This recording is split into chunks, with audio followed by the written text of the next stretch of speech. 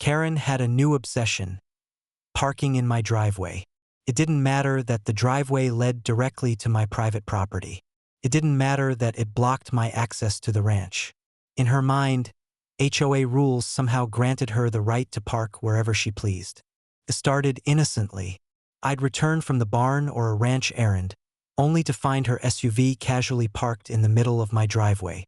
I'd honk, call out, or leave polite notes. Each time, her response was the same smug grin and a wave, as if she were above any kind of rules or courtesy. After the third incident, I knew words wouldn't work. Karen needed a more permanent solution, one that would prevent future invasions while making it crystal clear that my property was off-limits. I called in a contractor to install a boom barrier, the type used in secure facilities and gated communities. Steel, reinforced, and electronically controlled, only accessible by me. It took a single morning to install.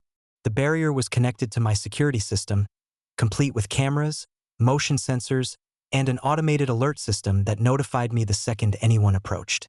The next time Karen tried to park in my driveway, she stopped in her tracks. The boom barrier lowered automatically, stopping her SUV dead in its tracks. She honked, waved her arms, and shouted, but the barrier didn't budge. Cameras captured everything: her frustration, her repeated attempts to maneuver, and the sheer disbelief on her face. I approached calmly, holding my phone with the live feed. "Karen, this is private property. You cannot park here. Any attempt to bypass this barrier is trespassing." She glared, clearly not expecting this. "I'm the HOA president. You can't." I interrupted her. "Your HOA authority ends at my gate. The driveway, the land, the barrier, everything belongs to me. Step aside." By the time she finally left, she had learned the hard way. The boom barrier wasn't just a physical block.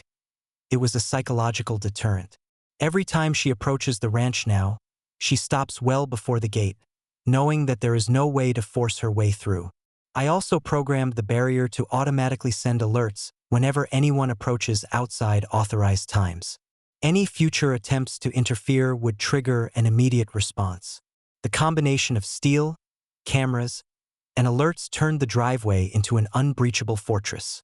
For good measure, I added a sign next to the barrier: "Private property, unauthorized vehicles will be denied access and reported. HOA rules do not apply." From that day forward, Karen never tried to park in my driveway again. My access was uninterrupted, my property fully secured, and my patience finally rewarded. Sometimes solving a problem requires more than words. Sometimes it requires steel, strategy, and the certainty that boundaries exist for a reason. Karen learned this the hard way, and I've enjoyed every second of watching her frustration as she realized she could no longer control what wasn't hers. The ranch was mine again, fully protected, and Karen's power over me reduced to nothing more than a distant memory.